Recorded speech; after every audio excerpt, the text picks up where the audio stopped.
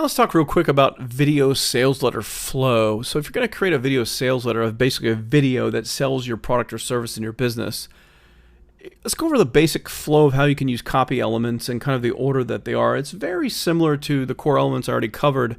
And at the end of that lesson, I showed you the basic flow with the arrows pointing from one thing to the next. It's very similar. A video sales letter flow is also typically similar to webinars more than long printed sales letters, but it's all kind of the same stuff. So you start with the headline and the quick summary of kind of the value or what the content is about. So it's the headline draws them in, and then you kind of hit them right away with the opener that pulls them in, that keeps them interested. Then you establish credibility. You talk about who you are, why they should listen to you or your company. That's very, very important. And then you give them useful content. A really great marketer who was a very dear friend of mine for many, many years, Jimmy D. Brown. You might have heard of him online. He came up with this great concept and phrase called useful but incomplete. It's something I always think back on and think about when I craft copy or kind of craft offers.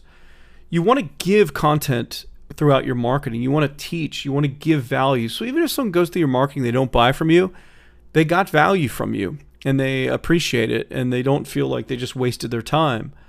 But you can also make your content useful but incomplete. So if you're, let's say, teaching real estate investing, you could have marketing that's giving all these tips on how they can be a better real estate investor. But if they want the full system A to Z of how to do it, then they need to buy your product. That's how it's incomplete. So the marketing is useful. You've probably seen the same thing if you've attended any kind of a webinar online about any interest that you've had, whether it's learning how to be a better marketer or learning how to lose weight or life coaching or whatever webinar you've been on, then that's typically what webinar is about. They give a lot of great content throughout the presentation, so it has a lot of value for you to even be there. And then they close with some kind of an offer, hoping that if you want, kind of continuing education or more training on whatever the subject matter was, then you buy the product. So it's important that you provide useful content throughout your marketing. So the next thing is in the flow, you introduce the product or service or solution, similar to a regular sales letter. Then you give the offer details. You can put bullets in there. Then you get to that testimonials or success stories part that I talked about before. And then you use scarcity if possible. And then you reveal the price and then any bonuses to stack the value, as they say, make it a better offer.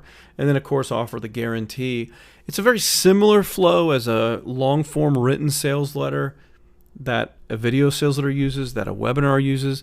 There are some nuances. They can be slightly different, but overall, it's the same proven stuff that's been working for 50 years, where people wrote ads in magazines.